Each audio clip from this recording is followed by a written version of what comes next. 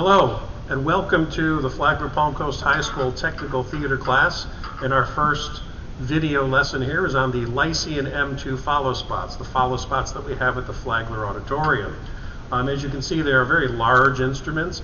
The reason that they are large is you want to make sure that you have control of them, and when you move them around, you want your movements to be as smooth as possible. So one of the challenges with a spot operator is you are always on. When your instrument is on, people can see that beam of light and they can tie you to it. So when that beam of light moves around, they're going to be judging the quality of that. So smoothness counts. Be a good operator and stay attentive to everything. And it's really not that difficult. Everyone in this class is definitely capable of doing this.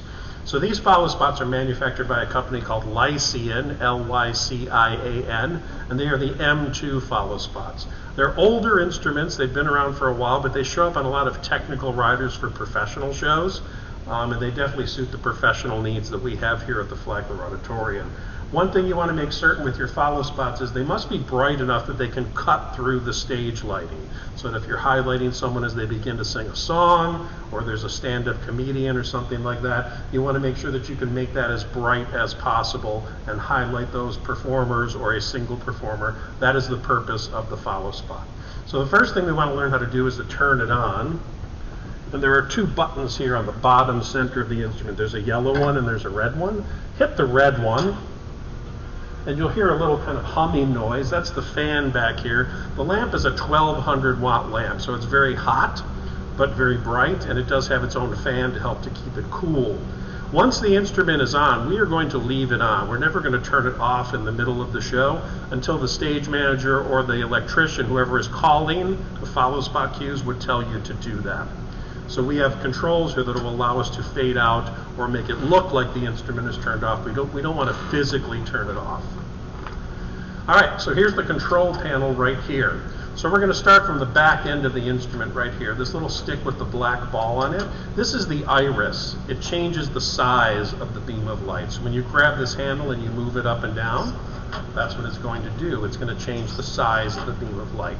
Right now in our class, I hold you responsible to 3 different iris sizes. We have a full body spot, which is the entire body of the performer, good for dancers. That's their head, their feet, everything. 3/4, which would be like a knees up, and then head and shoulders, which is very tight. Obviously, the smaller the iris gets, the harder it is to follow the performer. So hopefully you won't encounter a situation where a stage manager says they want a head and shoulder spot, and the performer is going to be moving very quickly around the stage, because it gets a little bit more difficult. But with practice and a conscientious operator, you can do that if you need to.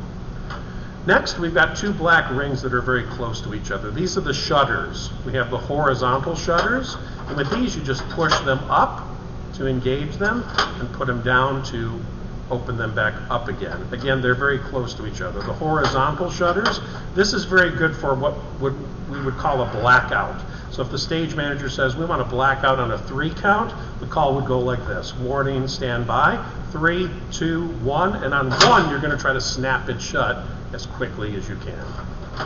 The next black ring is the vertical shutters. Vertical shutters. Haven't found much use for these. We've used them around the flags every once in a while. You can use both of them together to form boxes. And when we do our hands-on test, I do ask you to form a box around the exit signs, the fire exit signs that are in the theater itself. We have some controls here that I have my hands on. We're going to skip those right now. They are for gobos or patterns that can go into these instruments. So from the back to the front, we have another stick with a black ball. This is the dowser. It fades in and out. Remember, we're never turning the instrument off, but we do have the ability to black out or to fade out. And again, the stage manager would call that and tell you this is going to be a fade out on a 5 count. Warning, stand by, go. 5, 4, 3, 2, 1, and you're out. So as they're counting down, you're pushing it up and it's fading out, and at 1 you're going to be at black. Then you can open it up again. Another black ring here, this is the softener. When you push that up, it's going to put a little soft ring around the edge of the beam of light. If you soften the edge of the beam of light, it makes it a little less conspicuous. It draws a little bit less attention. Again, that is whoever's calling the show, if they want a very hard edge or if they want that softened edge. And we're going to look at the focus adjustment in a moment. These handles that are right here are the boomerang, where the gel is located. The gel is the way that we can change the color of the beams of light. And you just take these and you push them up, and you'll hear a little clicking noise, and they will lock into place. And then to release those, there's a silver handle.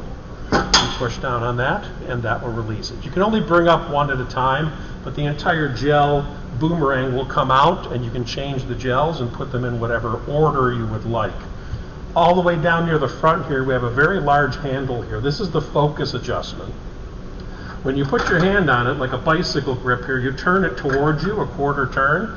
Now you have control over the lenses themselves, and you can slide them, look at the edge of the beam of light, turn it away from you a quarter turn, you hear it kind of click, and that's going to lock it into place, and then that beam of light is very sharp. The best way to operate it is one hand back here and one hand here on the controls, and move it around and do what you need to do. So that is the Lycean M2 follow spots. We will be getting our hands on these in class, and I hope that you've enjoyed this lesson and that you can refer to this if you have any questions about where the controls are. Fairly simple stuff. Thank you for your attention, and we'll talk about them soon.